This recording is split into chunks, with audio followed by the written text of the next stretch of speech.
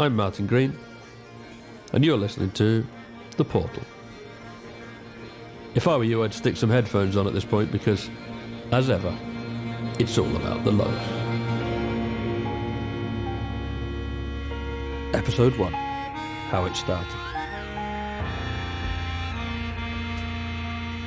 This is a story about Angela, Etteridge, and me. It's about why I needed them, and about how I found them. And it takes in Morris dancing, narcotics, obsessions, both healthy and dangerous, loads of music. It traces a direct connection from some long-forgotten recordings of folk music in the 1940s to a rave in a disused pig-gutting factory in Essex in 1988. Let's start with why I needed them. Like all things, it came in waves. A wave can be described as a disturbance that travels through a medium from one location to another location. Life is full of waves, massive waves of unconsidered emotion at unexpected moments, and waves of sound which are invisible, intangible, but yet undeniably real. And waves of behaviour, patterns that fluctuate on a cycle. And if you learn how, those waves are controllable. That's how come you can hear my voice. We've learned to capture them. A wave has a cycle, that's how we measure it. A note, a musical pitch, is determined by how many times a second something vibrates. That's the speed of the cycle. This is A440. That read just vibrated 440 times in that 1 second, although actually my accordion's a bit out of tune. But somewhere around 440 times in that second. That's obviously a very fast wave. Waves of behaviour are slower. But if you look from a distance, you can still see pattern.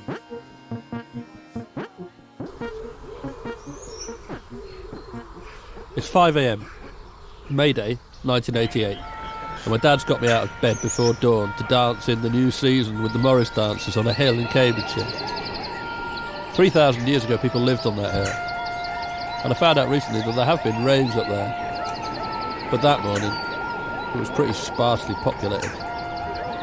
6 dance, 2 play music, plus the Fool, and the Tup. The Tup is like a mascot for the Morris team. And for anyone that doesn't know that word, it just means ram. The Tup in my dad's team was a puppet head on a pole. It's actually made from a squeegee mop, so its mouth would open and close. I've always hated it. Furry face. Once white, it was now filthy grey. With a crooked mouth, lines of stitching where its eyes should be, and no body, just sackcloth hanging down from under the head that enveloped the person holding it. The tallest dancer in the team would dance as the Tup. 6 foot of man, 4 foot of beast. That's 10 foot of Tup towering over me. It's just a man in a costume, my mum would say. Aye, but so are the Ku Klux. We don't need to be told what to fear. But she's right. I'm 9 years old now, I shouldn't be scared of the Tup anymore, it's just a man in a costume. At least when I'm awake. And that was the first day I asked myself, but how can I be sure I am awake? That morning, the shouts of men, bleary-eyed and pushing through the hour to present enthusiasm to each other for the task in hand. They rolled a beer keg up the hill. It was 5:30 a.m. when they opened it. The beer holds no interest to the 9-year-old me, so I wander away to throw lumps of chalk at the sides of the small Bronze Age quarry, enjoying the clouds of explosive dust in the misty air. I threw so much chalk at the wall of that quarry, for a moment I couldn't see anything else but a beautiful white cloud suspended in the mist.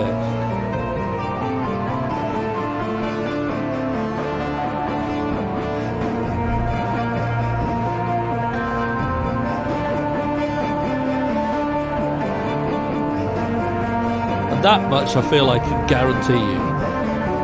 Those are finite, graspable memories.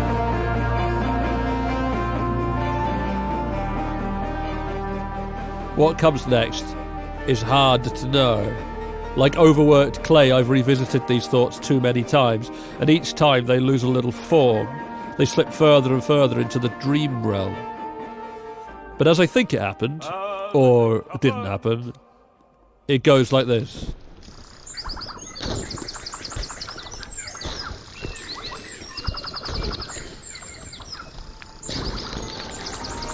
The dust clears and I can see movement all around me.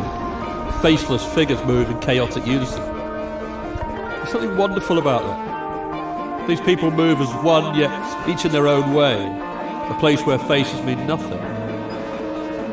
No words greet me, but I feel immediately welcome, at ease. Their dancing is a wild ecstasy of movement. So far from the rigidity of the morals, this has some other flavour of togetherness. There is something thrilling about engaging with others in a unified act.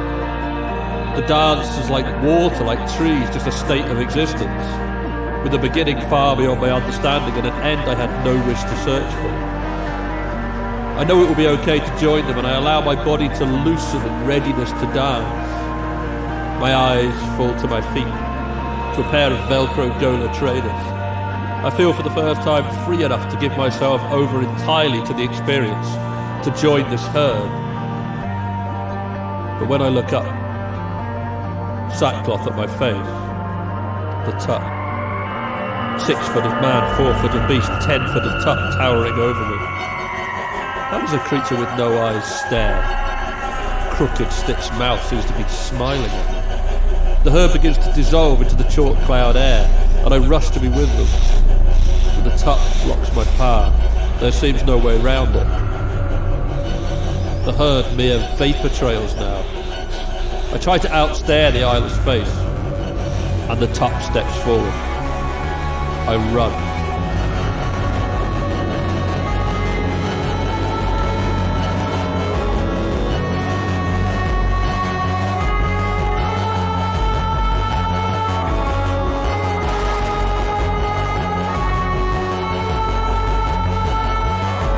I run out of the pit, chest burn and nausea, tripping and scraping as I go through brambles and head-high nettles. Blood and mud splatter my Morris whites and the sting of nettles burns my cheeks.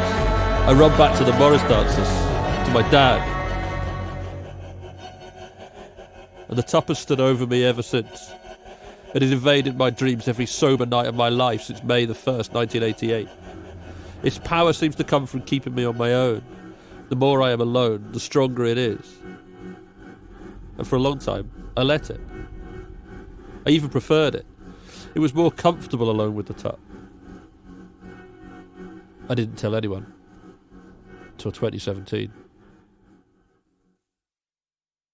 So what do you do? What do you do if you're haunted? What do you do if you can't get rid of something? What do you do if something comes back to you and comes back to you and comes back to you?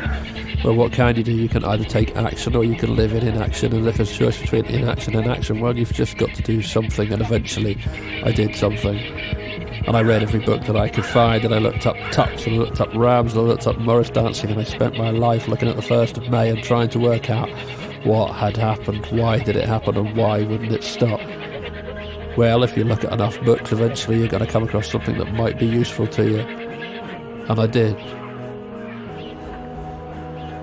In 2016, I'd been in the British Library, again, looking at various works by Cecil Sharp and Francis Child and people that I thought might have found something that might be useful to this quest. On my way out, I went to the bookshop. Well, why wouldn't you? I found a book called 1,000 Years of Dance by G.E. MacAskill, assisted by Angela Dixon. It was in one of those wire baskets that you get bargain shoes in. It had been variously priced at $16.99, $9.99, $3.99, and by the time I bought it, I got it for £1. It seems books on traditional dancing aren't as popular as one might imagine. I picked it up for my dad, really. But it never got that far. I looked at it on the train. I'll never go across that mile of track at Darlington again without thinking of that moment. In that book, I found a photograph that made my stomach clench and my teeth ache. There in those pages was the tup. Not any tup, I've seen thousands of tups. The tup. My tup. Direct from my nightmare. The photo is credited to George Etteridge MacAskill, 1941. That was the first document. So much of this hinges on documents. All sorts of documents, notebooks, cassette tapes, wire tapes, wax cylinders, scrawled notes in margins. Documenting was what Angela and Etteridge did, and that's what this story is about. It isn't about me, it's about Etteridge and Angela. And it's a story I don't really want to tell you, and I wouldn't have told you, but Angela wants me to tell you. I don't think Etteridge would want anyone to hear this story. To deliver the Here's 1954 Cecil Sharp Memorial Lecture, Dr. G.E. MacAskill. We may never know what causes people's desire to gather in groups to dance, but this much is clear. Customs revolve around traditions often associated with times of year. The 1st of May, for example. The changing of the seasons was of particular importance. I think it's fair to say he's not the guy that's going to start the conga. But I have come to respect Etteridge. He was kind of brilliant in a deeply uncool sort of way. This was from 1973 from the BBC's short-lived arts programme Le Louvre. Jazz fans will recognise the theme as the track of the same name by French guitarist Jean Chapeau-Chien. Le Louvre. George Etteridge MacAskill had an interesting life. Born in 1920, the son of Right Honourable Sir Henry MacAskill, a judge and Liberal peer, and Dorothy MacAskill née Etteridge, herself a remarkable collector of folk music. The young George was sent to Harrow following the death of his father, only to be expelled a year later. From the age of 14, he was homeschooled by his mother Dorothy and referred to himself only by her maiden name. He went on to have a brilliant By the time I go looking for academic Etteridge, career, he's long dead. instrumental in creating But the publisher of that new book methods tells me of Angela is still alive. compared to So I do a bit of research about Angela Dixon, which is a name I kind of knew, but I didn't know anything about her. For a brief time, Angela was a cult figure, academic turned artist, and a brilliant mind. So I do something I haven't done for a long time, and I wrote a letter to a stranger. It seemed so magical and precarious that this physical object was going to make its way from Scotland to Angela Dixon's flat. Somehow so much more magical and precarious than texting. The response came back by text. Heavy on the emojis for a 90-year-old. Come and meet me if you want. Record player, headphones, sushi. Zoom H6. So I get on a train and go to Reddit. You've only got one channel on. That's in mono. You have to press the I will left happily right confess button. I am utterly in awe of Angela. Here's your lugs. It's all about the lugs. This is a woman that taught George Martin how to make tape loops. She was the first person to put an entirely sonic exhibition in the Museum of Modern Art in New York. There are rumours she snogged Hendrix in a loading bay at the Albert Hall. And it turns out she's a bit of a raj. I've modded my hearing aid. I could hear a bat piss in Bradford now, so you may as well speak up. So, what do you want to talk about? For the first half hour, I just spouted nervous, sycophantic nonsense at her. But she was keen to get to the point. I shall be dead for a very long time and alive for considerably less, so if we get to the nature of your interest quickly, that might be good for the both of us. The tub. I want to know about the tub. I've got a problem. I think maybe you could help me with it. The top. Yeah, the ram's head thing from the Morris dance. You know the thing I mean?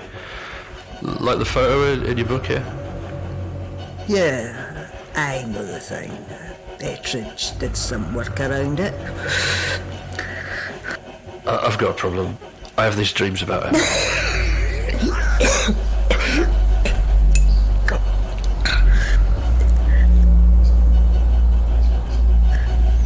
I think that thing killed it. 1st of May, 1970, Headington Quarry, Oxfordshire.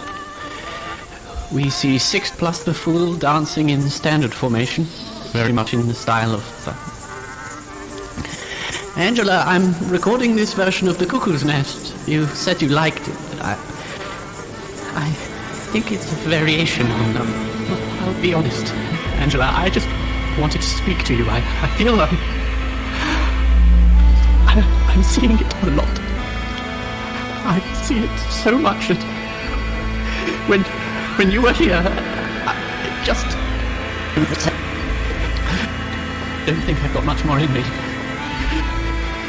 This wretched beast is going to get the better of me.